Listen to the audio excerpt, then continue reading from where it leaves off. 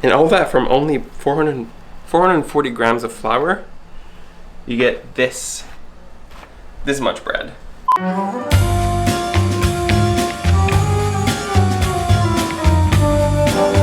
We've done a pretty significant amount of sourdough baking in this house within the past year, from a traditional pain de campagne to sourdough challah to sourdough focaccia.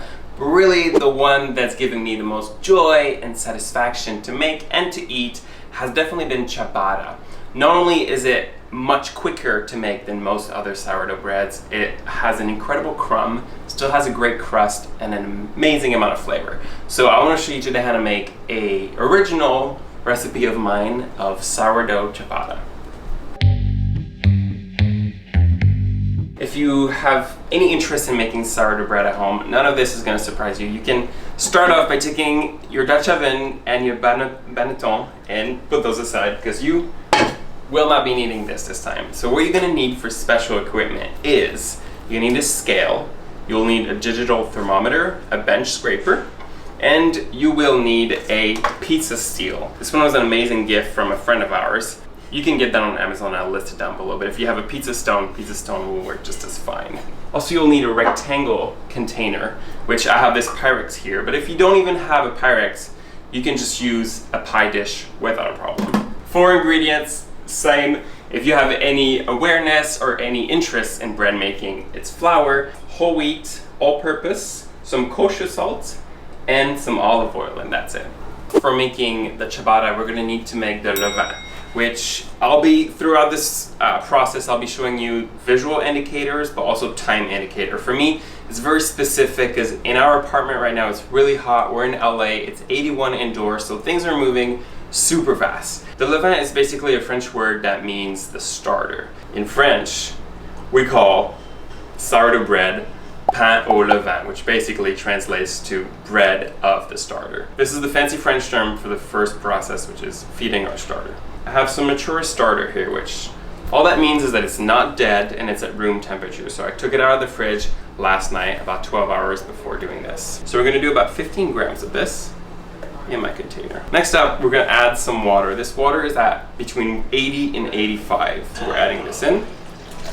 I'm adding this first because now we're gonna be able to mix and dissolve the starter. For that, we're adding 100 grams of all-purpose flour. So it's 1 part water for 1 part flour. You only need to mix until you don't see any more clumps of dry flour. And we're actually gonna wait for this to triple in volume. So I'm about here right now. I'm gonna do double and triple. So right now it's noon, and we're gonna wait until it's just about tripled to do the next step. So 5 hours have gone by and our levain is nearly tripled in size, and that's good. We're about 1 hour away from it to be fully tripled in size. So in that hour, we're gonna do this step called Autolyse. So as you know, sourdough baking is not really about kneading the dough, but it's about letting gluten develop as it goes with a lot of time. So the step of autolyzing is going to be for the flour to be hydrated with the water and develop as much gluten as possible before we create the final dough. In our rectangle container, we're going to do 400 grams of all-purpose flour. We're going to do 40 grams of whole wheat flour, and we're going to do 350 grams of water. This water here is at about between 90 and 95. Before we add the salt, before we add the starter, we're gonna let these flours get to know each other, develop as much gluten as possible, develop some strength. Also, this is another reason why when you're making sourdough, you want to use ideally some high quality flours that have a nice amount of protein. I'm using King Arthur today, which is always sort of my go-to. A lot of bakers would tell you use your hands because you really want to get to know the dough. But I think this part where the flour is half hydrated, I just think it makes my teeth grind to play with half hydrated flour. So I just use a spatula. And you're not trying to knead here, you're just trying to make sure there's no dry corners with flour. So look at this, we have this really weird, shaggy dough that absolutely does not look like it's gonna turn into bread. So we're gonna close that in our container and we're gonna forget about it for another hour until our starter is fully ready. So, set that aside. Rolling. Time to make the final dough. All right, so to this now, this hasn't really changed much. We're gonna add our olive oil. So if you can, high quality olive oil, 35 grams, 10 grams of salt. I do kosher salt, diamond kosher. And then we're gonna add our fully proof starter, 160 grams of this. And now we're gonna do this thing called la méthode pincée, AKA the pincer method, AKA the pinching method. It's a dough that has oil in it, so it doesn't stick as much to your hand. So what you're gonna do, first of all, I'm just gonna encase the starter with a little bit of the dough. Just because the starter is a little bit more hydrated, it's gonna stick more. So I'm sort of encasing this, and then I'm gonna pinch. I'm pinching in one direction like this, turn 90 degree, pinching in the other direction. And now you're left with this weird thing. We're gonna take our corners, we're gonna bring our corners back to the center.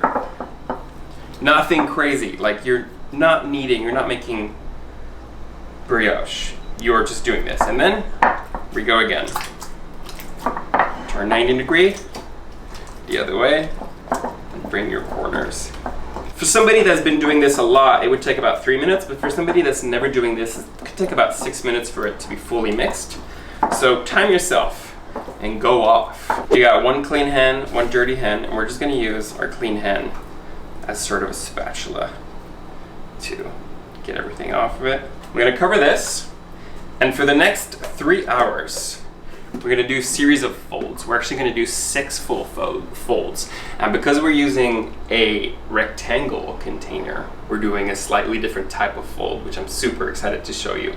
So see you in 30 minutes for the first fold. Rolling. So 30 minutes have gone by. So for the first term, you can keep some water around, moisten your hands, and we're gonna grab it from the middle here and lift it as high as we can without it breaking. So the first one is hard because there's not as much gluten, so it won't stick. But we're gonna do it again until the whole thing comes up, and we're gonna tuck it in. So we're just gonna do that 2 times. So I already did it 2. I'm gonna turn this 90 degree, moisten my hand a little bit more, and I'm gonna lift it from the other side, and then tuck the bottom and the front to create a little bit of tension on top. So we have this beautiful skin on top with a little bit of tension. So we're gonna do that every 30 minutes for the next, I don't know, we're gonna do it 5 more times. Here's a cute little montage of me doing that 5 more times, okay?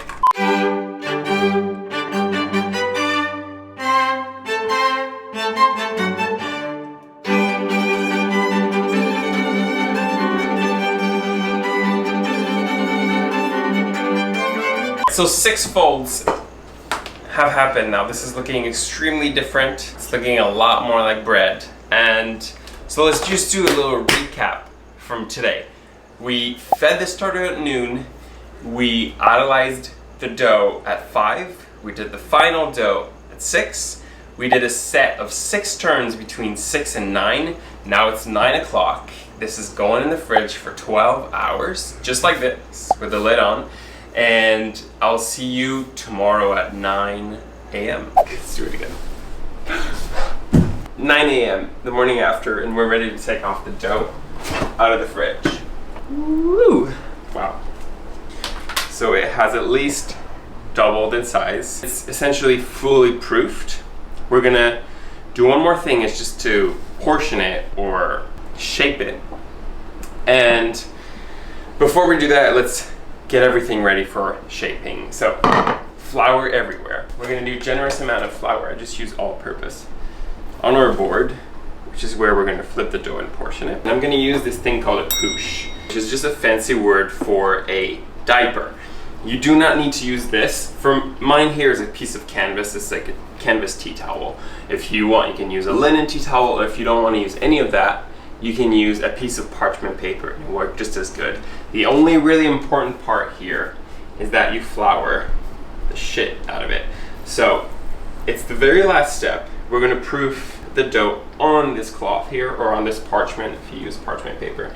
And you really, really don't want it to stick to it, because that would ruin the whole dough. So once you think you've put enough flour on here, just double it up. Basically, you cannot see the towel. Everything is floured very well, it's time to flip the dough. So you don't want to work it anymore. You want to let it just fall off the pan like this. You don't want to remove too much air off of it. Look how beautiful it is. I'm going to flour my hands just a touch. And I'm going to stretch the dough, probably to double it. Bring your hands to the center and work your way out. That doesn't really need to be perfect. You're just trying to get a little bit more surface so you get more bread. This is really fun because you can portion it sort of in whichever way you want. The only thing that matters is you sort of trace a line with a little bit of flour before you portion. So I'm gonna do one loaf here, and I'm actually just gonna let's do 4 nice big sandwich rolls.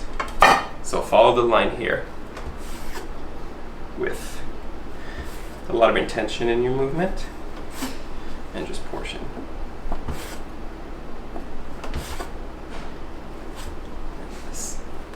So at this point, once again, we're trying to keep as much air as possible in it. We're just gonna take it and bring it onto our cloth. Gently. So for this guy here, it's gonna be a lot more difficult to make it pristine, but just like this is fine. These are about fully proof. You know, it bounces back within a few seconds and leave a little indentation if you do it again. You can see basically this dough is fully proof. This last part here, we're bringing it to room temperature and we're allowing it to get even more CO2 in it because it's a dough that's super puffed. So this is not really a huge amount of time. We're just gonna do 1 hour. We're gonna turn on our oven right now. We're gonna do 475 with the pizza steel in the oven, and I'll see you guys in one more hour. It's maybe a puff, like 15% more, but then it's ready to go. So before we start baking, I'm just gonna do a little bit of dusting on this side because the top side right now is gonna become the bottom and you don't want it to stick on your pizza steel. And I'm actually gonna take the pizza steel out just to do it out so we can all see what's going on. So this is really hot. And then with the help of a bench scraper, what we're gonna do, we're gonna take this little towel or parchment, whatever you use, and just flip it on the scraper like this. Once again, you wanna be gentle and just let it go down. Use this, flip it. Obviously, confidence is gonna help you with that the more you do it. Oh, and for the large one, what I do, just grab an Amazon box, okay? You don't really need to buy those fancy French tools. I mean, you can if, like, you know you're gonna use them, but I just use an Amazon box and then slide it slowly on here. And that's it. Obviously, that's going back in the oven for 15 to 20 minutes, just until you get a really nice puff and a really good deep crust at the bottom. And we wait, and we're almost there. We're about 20 minutes away from eating some ciabatta. Proper sourdough ciabatta. We got nice light golden on the top, and at the bottom, we got more of a deep golden. They're ready to go. This is not like a country loaf that you have to wait half an hour to cut into it. We can wait about 10 minutes. Even after however many loaves I've made at home, I can't believe you still can make this so easily.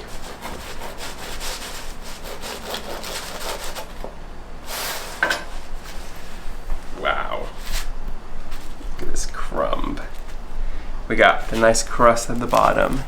We can see some nice speckle of whole wheat flour, which is gonna add a nice heartiness. And we've got all this beautiful aeration. If you end up making it, make sure you tag me on Instagram. I'd love to see how yours is turning out, and I'm so excited to share this with you. This is an amazing recipe. We started yesterday at noon. It's only 10. It took only 22 hours to have this good of a loaf of bread, of many loaves of bread. So